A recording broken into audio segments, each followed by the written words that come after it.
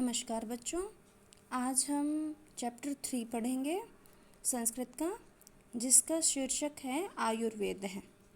पहला जो हमारा चैप्टर था उसमें विद्यायाः महिमा, उसमें हमें विद्या की महिमा के बारे में बताया गया था। दूसरा जो हमारा चैप्टर था श्री कृष्ण और सुदामा की कहानी थी। अब हमारा तीसरा चैप्टर आया है आयुर्वेद है, तो इसमें आपको आयुर्वेद के बारे में जानकारी दी गई है। ओके, तो सभी बच्चों को ये वीडियो ध्यान से देखनी है, ध्यान से सुननी है, और कोई अगर प्रॉब्लम आ जाए किसी भी लाइन को समझने में तो मुझसे कॉल करके पूछ लेना है। ओके, चलिए शुरू करते हैं बेटा। आयुर्वेद है अर्थात आयुर्वेद। सबसे पहले है, ये एक नाटक की फॉर्म में है। देखिए शुरू करते हैं। सौरभ है, सौरभ कहता है महोदय नमामि, आचार्य या महोदय नमामि, नमस्कार करता हूँ। श्वः, आने वाले कल, श्वः का अर्थ होता है जो आगे आने वाला कल है वो।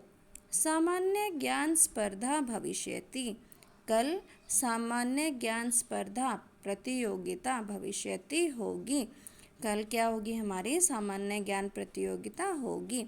आयुर्वेदस्य विषय मम ज्ञानम न अधिकम, आयुर्वेदस्य विषय, आयुर्वेद के विषय बारे में मम ज्ञानम न अधिकम, मुझे अधिक ज्ञान नहीं है, अधिक जानकारी नहीं है। कृपया, कृपया करके, प्लीज़, भवान सहायताम करोतु, भवान आप सहायता मदद करोतु, करें, कृपया करके आप मदद करें। अध्यापक है, अध्यापक कहते हैं अस्तु, ठीक है वत्स पुत्र। किम त्वं जानासि वेदाः कति सन्ति, किम क्या त्वं जानासि तुम जानते हो, वेदाः कति सन्ति वेद कितने हैं। सौरभ है, सौरभ कहता है जानामि महोदय, जानता हूँ महोदय। वेदाः चत्वारः सन्ति, वेद 4 हैं।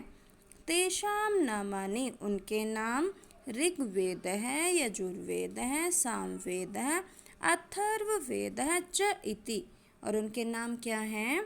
ऋग्वेद, यजुर्वेद, सामवेद और अथर्ववेद।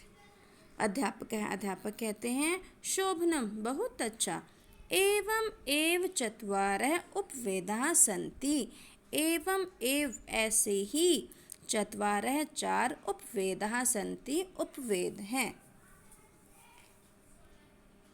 यथा जैसे कि आयुर्वेद है, धनुर्वेद है, गंधर्ववेद है, अर्थशास्त्रम च, जैसे क्या है आयुर्वेद, धनुर्वेद, गंधर्ववेद और अर्थशास्त्र। उपवेदेषु प्रथमः आयुर्वेदः मनुष्याणां स्वास्थ्य लाभाय सर्वोत्तमः अस्ति। उपवेदेषु, उपवेदों में प्रथम है, पहला आयुर्वेद, जो पहला वेद है आयुर्वेद, उपवेदों में मनुष्याणाम, मनुष्य के स्वास्थ्य लाभाय, स्वास्थ्य के लिए या स्वास्थ्य को लाभ देने के लिए सर्वोत्तमः अस्ति, सबसे उत्तम है। अर्थात जो आयुर्वेद होता है वो मनुष्य के शरीर को कैसे स्वस्थ रखना चाहिए उसके लिए लाभकारी है। सौरभ है, सौरभ कहता है आयुर्वेदस्य आरंभः कदा अभवत्, आयुर्वेद का आरंभ कदा अभवत्, कब हुआ। अध्यापक कहते हैं शृणु तावत्, सुनो, तावत् अनंत कालात् देवः ऋषयः च आयुर्वेदस्य प्रचारम् अकुर्वन्, जबकि अनंत कालात्, अनंत काल में, देवः ऋषयः च, देवता और ऋषि, आयुर्वेदस्य प्रचारम् अकुर्वन्, देवताओं और ऋषियों ने आयुर्वेद का प्रचार किया। मनुष्य लोके तु धन्वन्तरिः अस्य प्रथमः प्रचारकः मन्यते, मनुष्य लोक में तो धन्वंतरी ही इसके प्रथम प्रचारक मन्यते, माने जाते हैं। तद अनंतरम चरक शुश्रुतादयः आयुर्वेदस्य प्रसिद्धा आचार्य अभवन्, तद अनंतरम उनके बाद चरक और सुश्रुत आदि आयुर्वेद के प्रसिद्ध आचार्य हुए।